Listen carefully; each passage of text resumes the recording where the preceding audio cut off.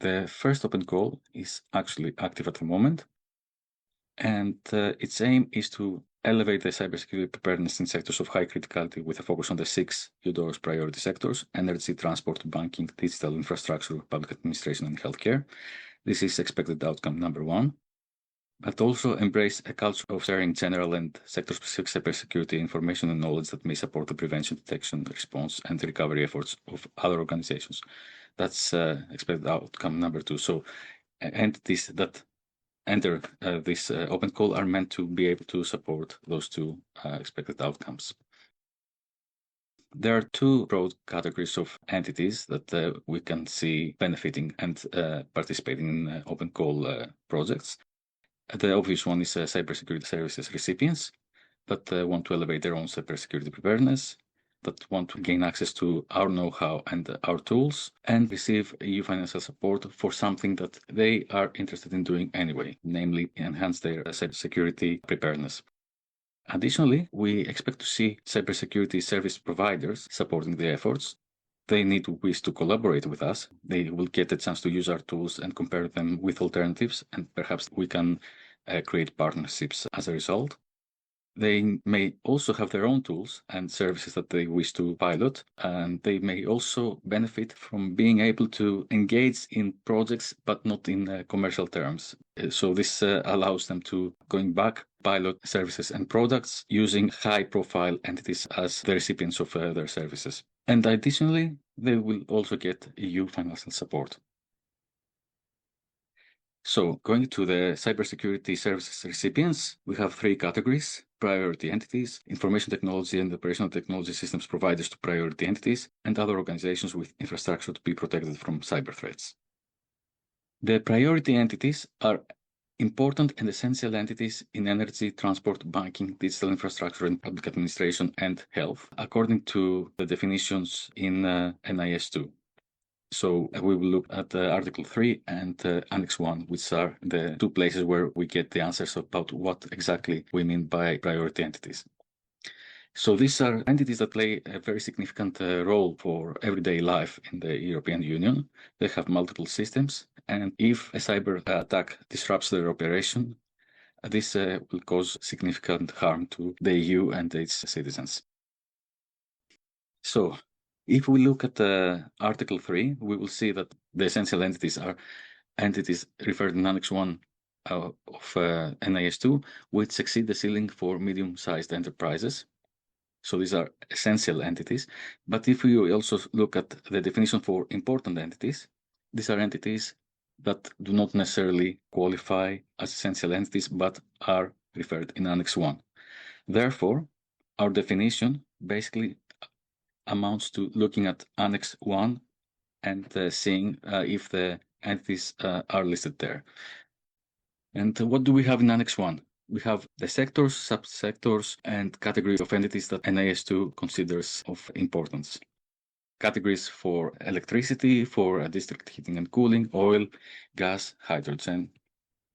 For transport also, we have categories of entities that belong to subsectors such as air, rail, water, and road. We also have the credit institutions under banking, healthcare providers, and so on and so forth under health, digital infrastructure providers, and public administration. This is one category, priority entities.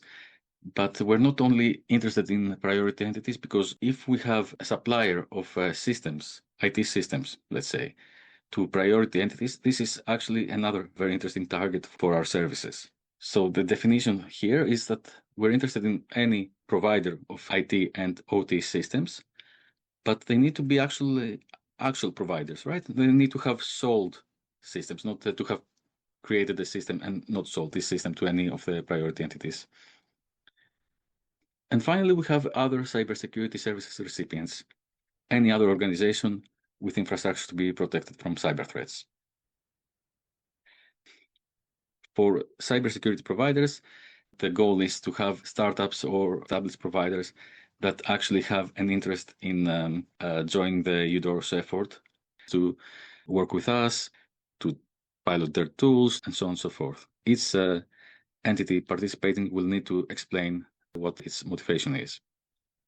We have two application streams, the priority stream, which includes the priority entities and the providers of IT and OT systems to priority entities. So if you have one of the applicants jointly participating in an application for a proposed project being in one of these two categories, then it's in the priority stream, and there's the general stream for everybody else.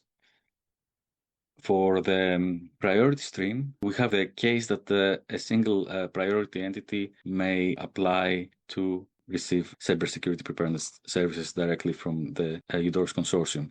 In the case of multiple entities applying together, we foresee that there will be a cybersecurity services provider which will adopt our tools and will work with us. So it's more of a collaborative effort towards the same goals.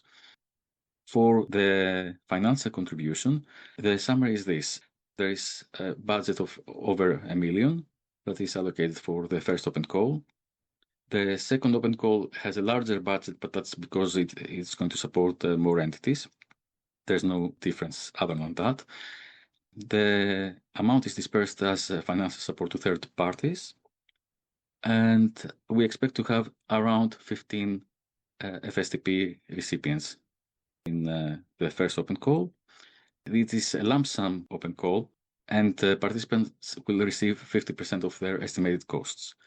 As I said before, this is something that is not funded 100% because it's an activity that is supposed to be of interest to the entities that participate, something that they would want to do regardless, but the EU provides them with financial support to do it, and with our support also.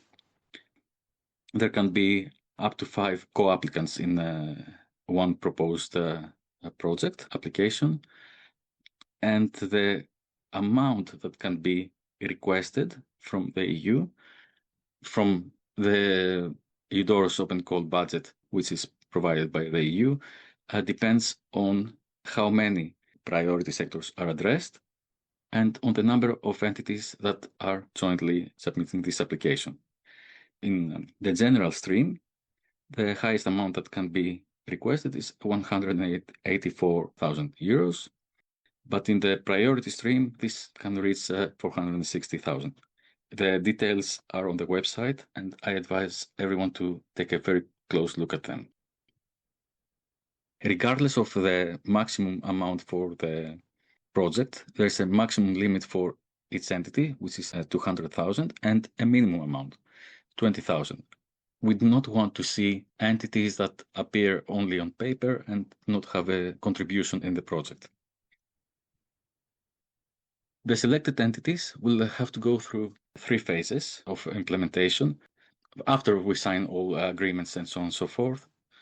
The first one will be to plan the rest of the project, then to receive consultancy training services from ourselves and perhaps other cybersecurity services providers, calculate indicators that allow us to estimate the improvement that was produced as a result of the project, and provide feedback about the services that they have received. We will, broadly speaking, provide 5 services. Cyber range-based training, but it's actually more generic than that. Here we will discuss exactly the needs of each organization, but it is expected that most organizations will benefit from cyber hygiene training, anti-phishing training, and so on and so forth. We will also provide a threat and risk assessment service, which involves cataloging the infrastructure that each organization has and helping the organization assess risks and threats.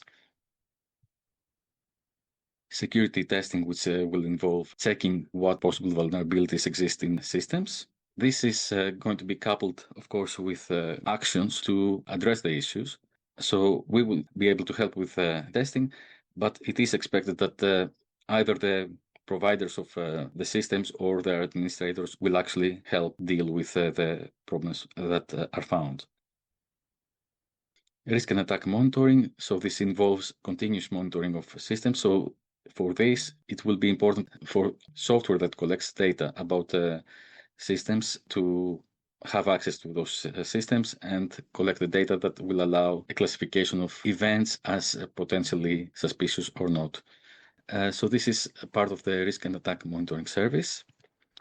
And the information sharing service involves what I said before, the sharing of information with other organizations, but also getting into the culture of trying to see what other organizations have reported.